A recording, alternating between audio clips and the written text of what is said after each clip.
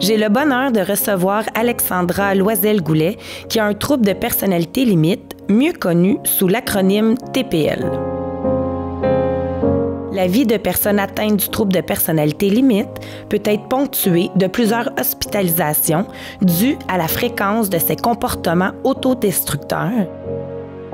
Alexandra est une femme inspirante qui démontre que l'acceptation et la volonté de créer un monde de vie à l'écoute de ses humeurs est la clé du succès. Je suis vraiment honorée de te recevoir. Tout d'abord, j'ai vu un peu de toi à travers ton blog. Tu as plus de 8000 abonnés. Oui. Est-ce que tu pourrais me parler un peu de ton blog puis d'où t'es venue l'idée? Parce que ça fait environ 2 ans, je crois. Oui, c'est ça. En fait, je vais partir avec d'où m'est venue l'idée.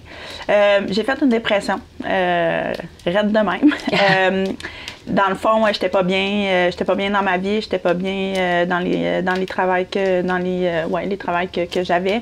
Puis j'ai quand même une historique avec ma fille qu'on parlera probablement plus tard. Et ça l'a explosé. Mon corps a totalement lâché et je me suis questionnée sur ma vie. Je me suis dit, OK, qu'est-ce que tu veux faire? Qu'est-ce qui est important pour toi? Et je me suis dit, je suis tannée de me cacher. Tu sais, j'étais tannée de vivre ce mal-être-là en dedans sans pouvoir le crier haut et fort, en ayant peur des jugements et tout ça. Fait que je décide d'écrire un texte. Moi, j'avais pas tant écrit dans ma vie. D'écrire vraiment un texte au jeu, de dire qui je suis puis qu'est-ce que je vis. Et j'avais appelé ça coming out. Je trouvais ça drôle à l'époque parce que je trouvais que tout le monde faisait son coming out de quelque chose. Fait que je me suis dit, moi avec, je vais faire le mien. Et j'ai fait justement mon coming out que je vivais de l'anxiété puis que j'avais un problème de santé mentale. Et plein de gens ont commenté ce post-là sur Facebook. « Hey, bravo! Wow! Tu le dis! » Mais ce qui m'a le plus impressionné, c'est les gens qui m'ont appelé au téléphone pour me dire « Moi aussi, je vis ça, mais j'ose pas l'écrire en dessous de ton post. Je veux pas que les gens le sachent. » J'ai dit « Ben voyons donc! » Tu sais, pour moi, ça faisait pas de sens, tout ça. Fait que j'ai décidé d'écrire un autre texte, puis un autre texte, puis un autre texte, justement pour être cette voix-là qui allait crier haut et fort pour les gens qui étaient pas encore en mesure d'en parler. Puis quand tu parles de... tu as aussi de la santé mentale, dans le fond, cette dépression-là, tu le fais... Est-ce que ça fait quelques années? En fait, c'était en 2017 que j'avais déjà fait des dépressions dans le passé. Mais en 2017, en fait, j'ai fait une grosse crise de panique due à un choc post-traumatique. Puis mon corps a lâché totalement. Puis c'est ça, c'est à cause de ce choc post-traumatique-là que j'ai fait... que tu as décidé que j'ai viré toute ma vie à l'envers. OK. En fait. Puis pour le positif finalement, parce que là, tu as eu plein de projets qui s'est mis en branle. Oui. Fait que dans le fond, toi, de le dire haut et fort, c'est là que tu t'es rendu compte à quel point que c'est un sujet tabou, la santé mentale? Vraiment, vraiment. Je savais que c'était tabou dans le sens où je savais que mes réactions gênaient les gens. J'avais toujours un regard différent des autres. J'avais souvent la petite phrase assassine, arrête de stresser, fais pas ça, coudonc, t'as tombé l'air bête. Tu sais, puis que là, toi, tu gardes ça en dedans parce que tu dis, coudonc, c'est sûrement moi, coudonc, justement, tu te questionnes sur ce que t'es. Et à force de vivre de dépression, j'ai fait des thérapies, que je me suis dit, Colin, je suis pas seule, ça fait pas de sens à un moment donné qu'on n'en parle pas plus que ça. C'est comme ça que m'est venue l'idée. Puis t'étais pas capable de trouver non plus le fait que c'était un sujet tabou, ouais. T'avais pas personne à qui t'identifier. Toi, c'est un peu cette voie-là que tu voulais être. Tu voulais dire aux gens, regardez, je peux réussir, vous pouvez réussir, il n'y a pas de danger, puis il n'y a pas de mal à dire qu'on n'est pas bien, finalement. Oui, exact. Sauf que, je trouvais tout le temps, puis il n'y a rien de mal là-dedans, je trouvais juste que c'était beaucoup des artistes qui sortaient sur la place publique pour dire ces trucs-là. Oui, on peut s'identifier à eux, mais c'est facile aussi de venir avec, ouais, mais eux font quand même des sous, s'ils sont en dépression, ils sont pas aussi démunis que moi. Il y a plusieurs effets collatéraux, je trouve que les gens qui n'ont pas cette vie-là vont vivre en secret. Tandis que moi, j'arrivais comme eux. Moi, j'étais au même piédestal. Je veux dire, moi, j'ai pas une vie de star, j'ai pas une vie de, tu sais, je fais mon petit bout de chemin comme tout le monde, j'ai fait mes thérapies comme tout le monde. Fait que c'est ça, je sentais qu'il y avait un besoin aussi que monsieur, madame, tout le monde ordinaire se lève puis avoue ça. Puis en 2 ans, tu as eu plus de 8000 abonnés sur... C'est vraiment extraordinaire. Ouais. Ça veut dire qu'il y a beaucoup de gens qui se sentent interpellés. C'est à partir de quel âge tu dirais que là, tu as senti que tu avais un problème de santé mentale et où tu as eu un diagnostic? Oui, ben en fait, moi, je l'ai toujours senti que j'étais différente. OK. Sauf que où est-ce que j'ai eu mon premier diagnostic clair, c'était en 2009, donc j'avais 29 ans. On m'a dit que j'étais TPL après 2 tentatives de suicide dans les 2 dernières années avant. Et là, je suis allée à Louis H. Lafontaine, qui est l'hôpital à Montréal en soins psychiatriques. Puis on m'a diagnostiqué le trouble de personnalité limite. Oui, exact. Puis c'était quoi les signes? Est-ce que dans ton entourage, les gens, tu sais, tu disais c'est difficile, c'est peut-être difficile aussi de garder des relations. Extrêmement difficile. Oui, c'était quoi tes signes? Parce qu'adolescente, tu devais aussi avoir de la difficulté, veux pas, avec le social, les relations personnelles? C'est beaucoup l'émotion. Dans le fond, moi, ma problématique était, j'étais allergique aux émotions. Okay. Donc, tu sais, moi, je dis tout le temps aux gens, ben pour s'imaginer dans ma peau un peu, là, ferme les yeux, puis imagine-toi la plus grosse douleur que tu as eue dans ta vie. Mais moi, je la vis 10 fois plus que toi, en intensité. Donc, tout est toujours 10 fois plus. Fait que si j'ai de la peine, c'est 10 fois plus, etc. Si je suis heureuse, c'est 10 fois plus. Fait que les gens autour ont beaucoup de difficultés avec ça parce qu'ils n'arrivent pas à comprendre que 5 minutes, tu es dans un hyper heureuse, puis 10 minutes après, il arrive quelque chose, puis comme bang, là, moi, tout a foiré ma journée, elle vaut plus la peine d'être vécue, puis comme à ce point-là. OK. Fait que oui, l'instabilité est hyper difficile. L'irritabilité qui vient avec ça aussi est hyper difficile. Parce que les gens, des fois, ils peuvent pas savoir pourquoi, mais il y a eu un petit move qui a fait que là, tout a basculé. Oui, puis c'est pas de leur faute. Là. Même des fois, il peut arriver quelque chose dans ta propre vie, un petit stress ou quelque chose qui t'a mené à une pensée, à une autre pensée. Tu rentres chez quelqu'un, puis pendant que ce chemin-là se fait, ben, ton humeur a le temps de changer. Fait que oui, c'est difficile. Puis c'est souvent, les gens, ils pensent pas à ça. Fait qu'ils vont te confronter en disant, ben, donc, tu rentres chez nous, t'as l'air bête, ou, tu sais, t'as donc l'air fatigué, ben, ça se peut que j'ai mal dormi, ça se peut que.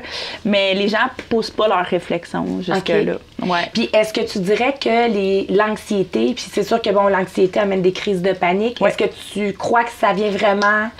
Le fait que tu es TPL? Oui, bien, moi, je pense que oui.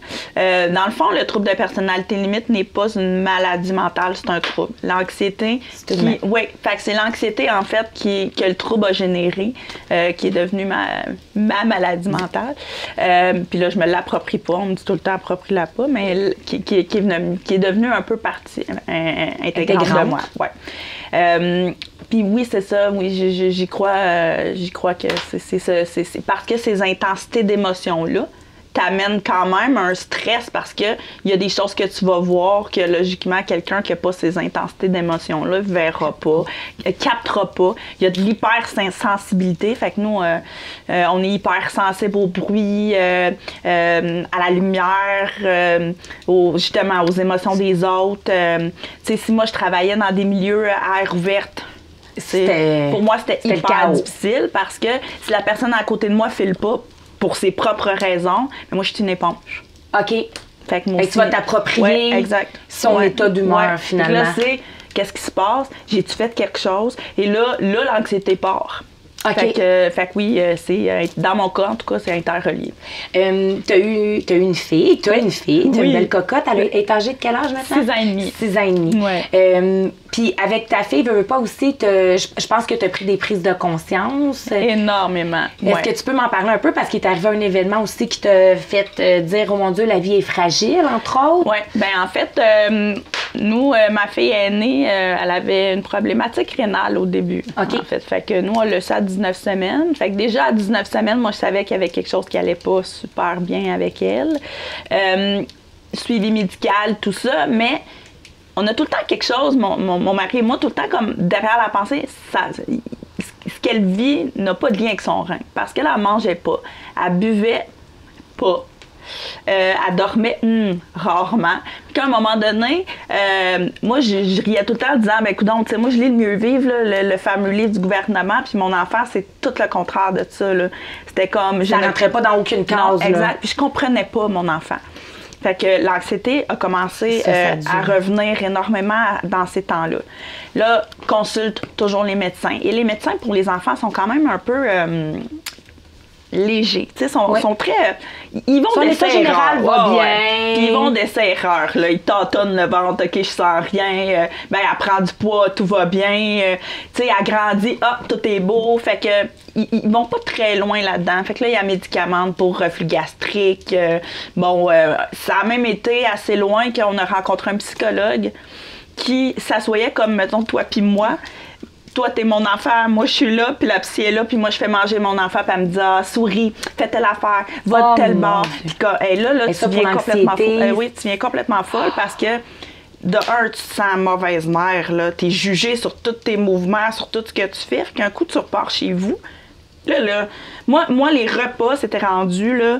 J'y pensais au moins 2 heures avant. Parce que là, j'étais comme, OK, là, je vais-tu lui donner quelque chose qu'elle va pas aimer? Là, OK, là, j'étais stressée, je vais mettre de la musique, question 2. Je faisais le clown. C'était over, là, ça avait pas de sens.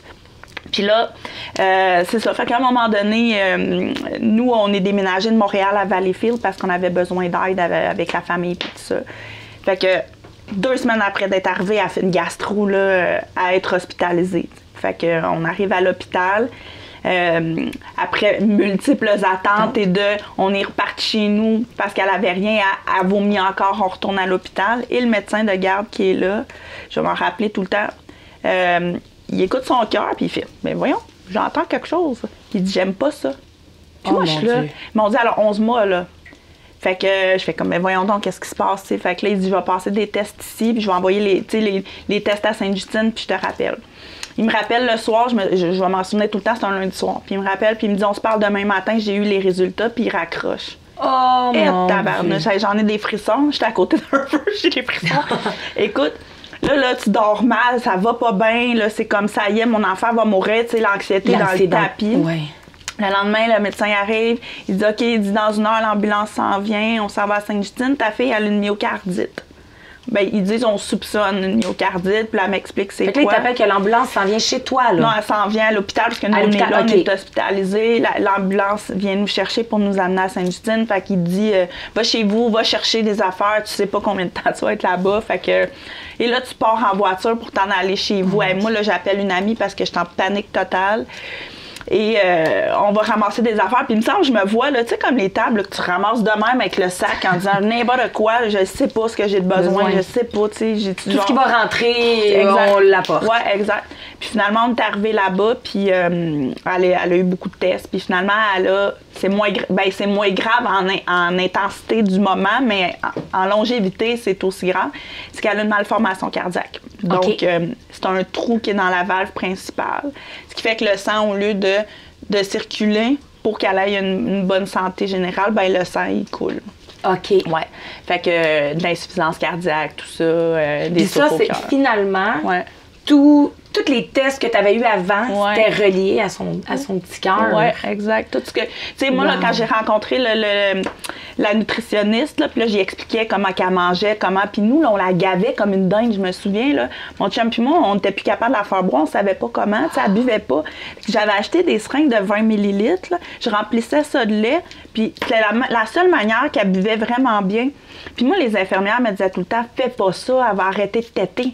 Oui, mais elle boit pas. Là, elle boit comme...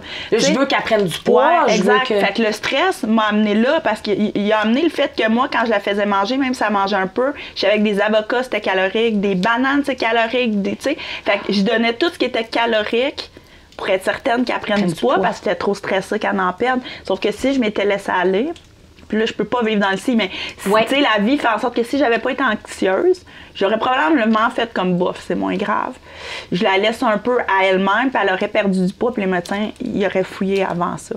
Sauf que moi, je compensais, j'étais comme, ben non, elle peut pas, tu sais, j'avais une peur. Tu faisais par c'est la maman hausse qui veut protéger son bébé, là. Exact. T'es encore avec ton conjoint. Oui. Fait que, tu sais, c'est beau de voir ça, parce que veux pas, tu sais, comme... difficile. Ouais, comme tu dis, ça peut être difficile aussi pour la personne de cœur qui vit cette anxiété-là, ces montagnes russes-là. Tellement, parce que moi, mon conjoint, en plus, il n'y a pas plus zen que lui, là. Fait que, ouais, on n'a pas vécu ça de la même manière. Fait que je comprends les couples qui se séparent quand il y a un enfant malade. Je peux comprendre, ouais.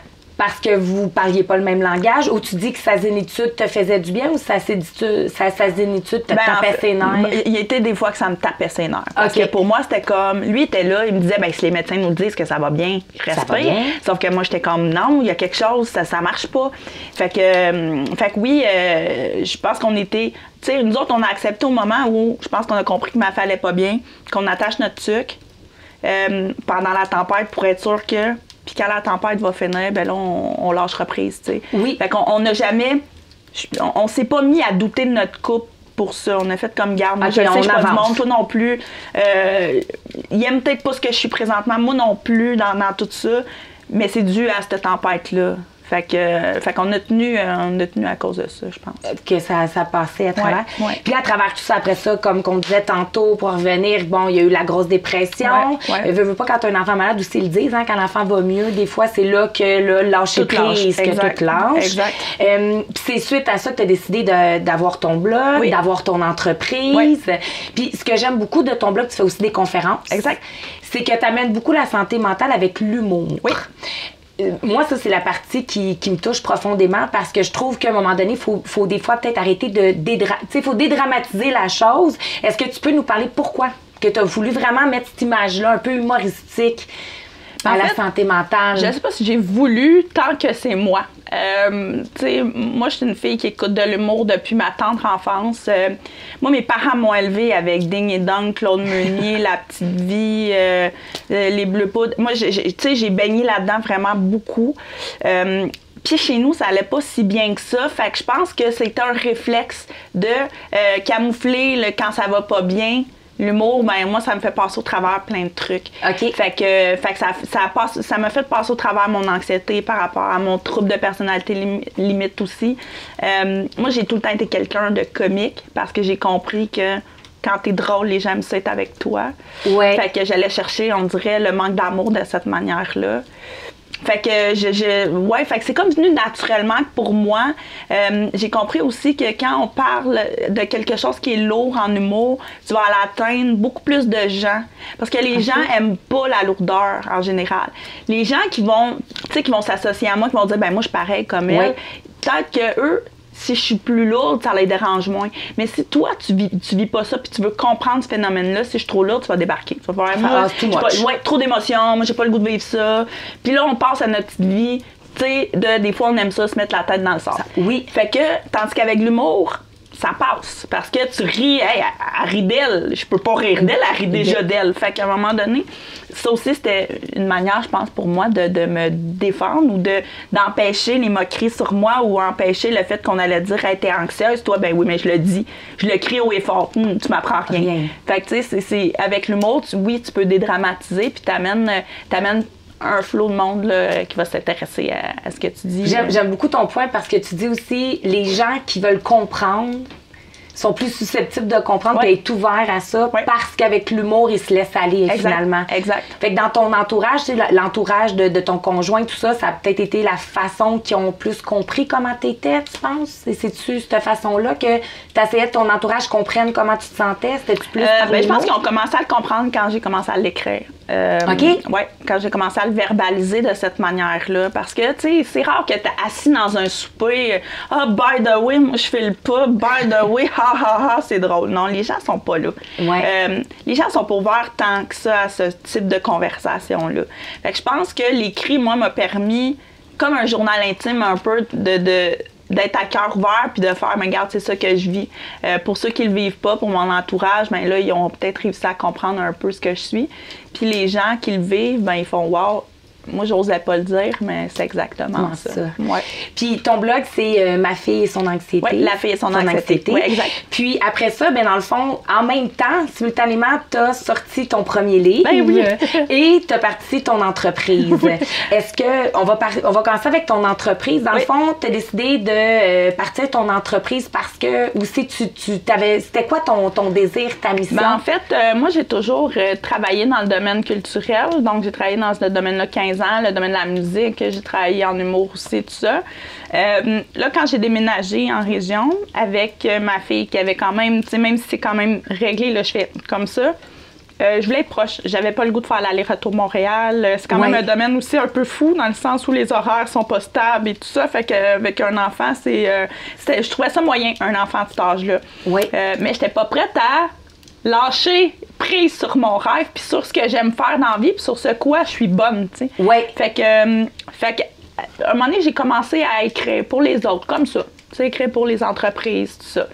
Et j'ai rencontré ma partenaire.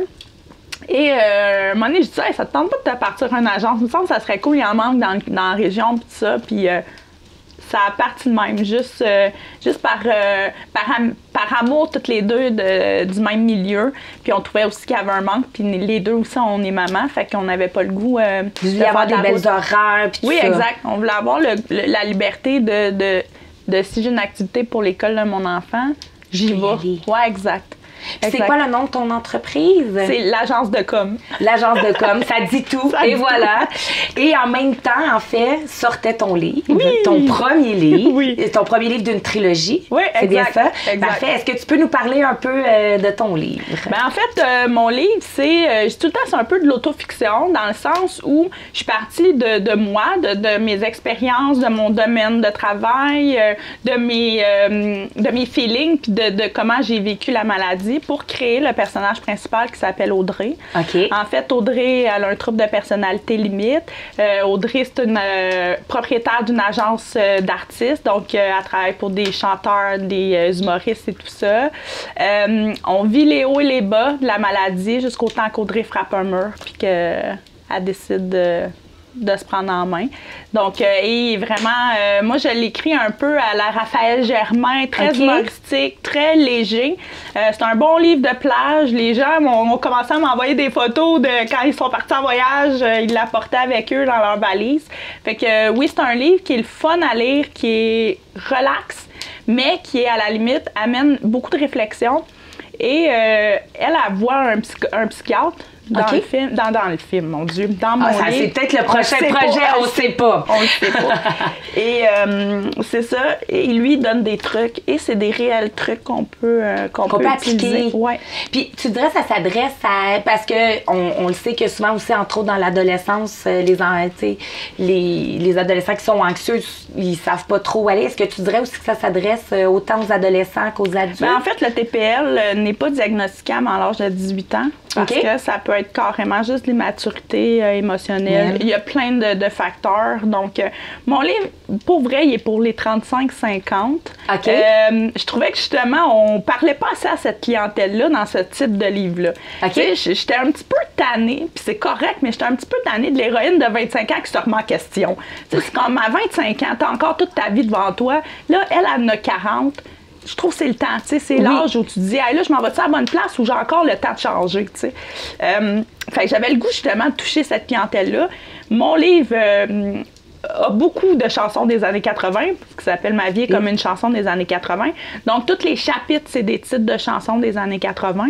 Donc, ça va rejoindre aussi quand même, tu sais, ce bassin de gens-là qui vont ouvrir les pages puis qui vont chanter Tourne la page de René Simard et Nathalie. Fait que, mais en même temps, tu as 25 ans, c'est vintage, la musique des années 80. Fait que tu peux t'y retrouver aussi. Parce que c'est ça, c'est léger puis c'est humoristique. Est-ce que tu es dans l'écriture présentement de ton deuxième roman? Oui. Puis ça va. Est-ce que c'est comme, dans le fond, c'est une trilogie, comme qu'on disait tantôt? Ouais. Puis tu vas encore aborder, est-ce que tu as ta ligne directrice? Oui. En fait, oui, j'aborde encore la santé mentale qui est super importante pour moi. Mais là, je risque de toucher peut-être aux enfants malades. Pour aller plus te retrouver dans ta vie que tu as eue quand ta fille pour extérioriser ça, parce que ça fait du bien, hein, écrire un livre, surtout quand tu utilises certaines métaphores, ça sort du méchant d'une certaine façon. Tu fais vivre à une héroïne des choses que toi, peut-être, t'aurais rêvé de faire puis que t'as pas fait parce que le politically correct te dit « fais pas ça ». Tandis qu'en livre, tu peux le faire. Fait que oui, il y a des belles choses qui s'en viennent là-dessus qui me font bien du bien. Donc, tantôt, tu parlais justement que tu avais un associé, tu avais rencontré un associé, puis c'est là que tu as décidé vraiment de lui demander si ça voulait avoir une entreprise avec toi, agence de com. Est-ce que tu peux me parler un peu de votre rencontre? Bien, en fait, on s'est rencontrés avec le réseau des mères en affaires. Moi, j'étais vice-présidente du Surroi et elle était venue faire une activité. Et elle a un blog qui s'appelle Web et Mascara. Donc, moi, d'emblée, j'étais arrivée à elle, puis j'ai dit, hey, moi, j'ai travaillé dans le domaine culturel. J'ai dit, mon Dieu, ça me manque, j'aimerais ça écrire autre chose aussi que la santé mentale. Je dis, j'aime ça, la santé mentale, mais je dis, il y a quelque chose qui me manque de ce milieu-là. Donc, je dis, moi, je vais y aller à tes premières, puis je vais faire des textes là-dessus. Fait que, on a commencé à une relation d'affaires comme ça. Puis, à un moment donné, il est arrivé un truc parce que j'ai eu un offre avec Valspec pour écrire des textes sur les shows qu'il allait avoir à Valspec. Fait que dans le fond, je le faisais sur cette plateforme-là qui est Web et Mascara. Donc, on se rencontre pour parler de ça et j'y lance à Audrey Besner. Elle va être très contente. Donc, à Audrey Besner, et je le répète encore, elle va être encore contente. Ça tente-tu d'avoir une entreprise? Moi, ça fait longtemps que j'ai le goût de partir une agence. J'ai pas le goût de faire ça tout seul. Je trouve que moi, je suis une fille de gang, d'équipe. Puis en même temps, j'étais pas capable de laisser tomber mes trucs personnels. Fait que maintenant, en ayant une associée, ben je le sais que tout ce qui y va avec mon blog, mes conférences, mon livre, je peux quand même les faire parce que j'ai quelqu'un sur qui je peux compter aussi pour faire d'autres trucs. Puis vous avez une même réalité de vie, en fait, comme tu disais, le fait de mère, elle aussi. Exact. Fait que vous vous complétez, puis vous comprenez bien. Exact. Moi, je vis à Valleyfield, elle vit à Saint-Lazare, fait qu'on est capable de couvrir aussi tout le Vaudreuil-Soulanges, Valleyfield, Beauharnois, fait qu'on a quand même un bon territoire. Là. Ça serait quoi votre force que tu dirais? C'est quoi qui vous démarque des autres? Bien, en fait, on est un peu fofolle. On a fait une session de photos, c'était vraiment drôle. Une session de photos, on se promenait dans Valleyfield, puis on avait des licornes puis des flamants roses gonflables. Fait qu'on était habillés bien chic, puis avec des trucs comme ça. C'était merveilleux. Puis la deuxième partie, on était dans une foire Beauce Carnaval habillée là, en robe de soirée. Tu sais, c'est très hors contexte, mais...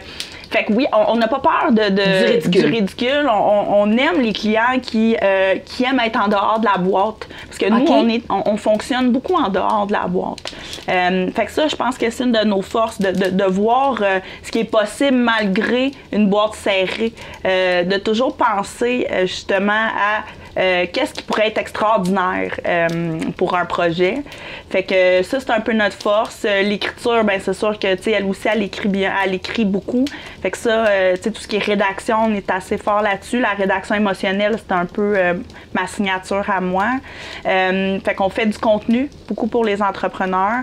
Et on fait de la relation de presse aussi. Il y en a pas tant dans la région qui spécialisent en relation de presse. Fait que ça, on en fait là, pour les journalistes de la région. Puis pour la nouvelle année 2020, ça serait quoi qu'on pourrait te souhaiter? Un deuxième roman tablette qui fonctionne aussi bien que celui-là. Ça, c'est mon objectif. Pour vrai, la santé, je pense que c'est ça le gros nerf de la guerre. Quand t'as pas la santé, le reste suit pas. Oui. Fait que t'as beau d'avoir 2000 projets, tu seras pas capable de les mettre en branle. Fait que...